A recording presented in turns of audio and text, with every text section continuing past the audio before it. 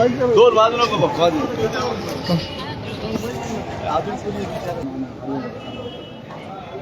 संख्याबळ जर पाहिलं तर मला वाटतं तुमचे 2 सदस्य होणं अपेक्षित होतं. नेमकं काय घडलं?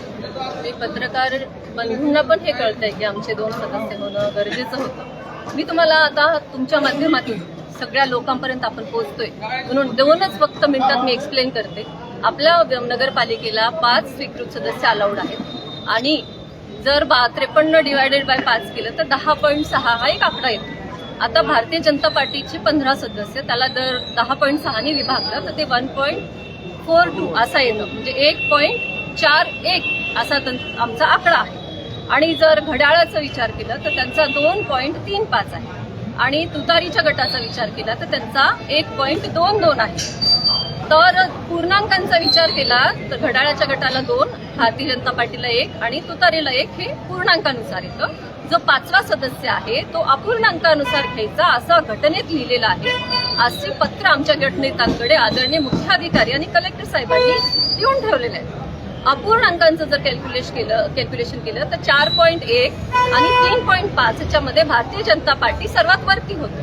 त्यामुळे 5वा सदस्य हा आमचाच होणं अपेक्षित होतं आणि आदरणीय मुख्याधिकारी साहेबांचे हेच म्हणणं होतं. परंतु पीठासीन अधिकारी नगराध्यक्ष असल्यामुळे एका कटपुतळीसारखं काम त्यांचं चालू आहे. समोरच्या गटातून आरडाओरडा होऊन त्यांच्यावर दबाव येतो की काय माहिती नाही. त्यांनी 5वा सदस्य पण घड्याळाच्या गटाचं डिक्लेअर करून आमच्यावर अन्याय केलेला आहे. आज नगरपालिकेच्या पहिल्याच सभेमध्ये नगराध्यक्षाकडून असा नियमांचं उल्लंघन, पद आणि अधिकाराचं उल्लंघन हे अपेक्षितच नव्हतं, जे की ते झालेलं आहे. आणि चुकीच्या माणसाला निवडून दिल्यास काय होत असतं याचं उदाहरण हे पहिल्याच दिवशी आपल्याला दिसलेलं आहे. एक महिला म्हणून आम्हाला अपेक्षा होती त्यांची की ऍटलिस्ट तुम्ही नियम बघा आणि नियमानुसार राहा.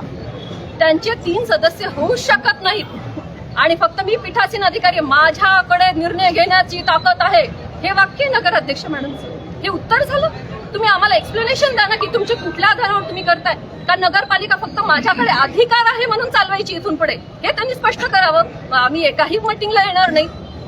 बीडची काय हाल करायचे ते करून टाकू द्या त्यांना दादागिरीनी.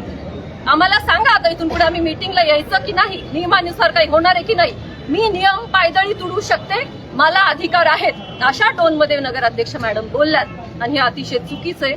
आधीच बीडचं बरंच वाटोळ झालंय, त्यात अजून असे नगराध्यक्ष असे सदस्य म्हटल्यानंतर पुढे काय होईल हे आपण आता विचार करू शकतो. सत्तेचा दुरुपयोग होतोय का आणि तुमची पुढील भूमिका काय? माझी पुढची भूमिका अशी असणार आहे. आता आम्ही सीओना आमच्या नावाने पत्र दिलंय.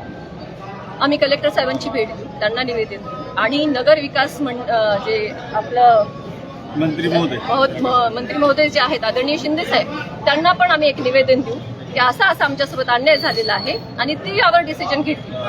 आणि संबंधित सगळ्या अधिकाऱ्यांना आमच्याकडून निवेदन जाणार आहे, कारण त्यांनी जो नियम बदललाय त्याचं पालन इथे होत नाही. ऐन वेळेला तुम्ही तुमचा अर्ज मागे घेतला, कारण कसं आहे तुतारीच्या गटाकडून त्यांना बिनशर्त पाठिंबा होते आम्हाला लक्षात आलं. त्यामुळे संख्याबळ आमचं जुळत नव्हतं, त्यामुळे मी आपल्या सभागृहाचाही वेळ जाऊ नये आणि कशाला म्हणून घेतला वापस. थँक्यू.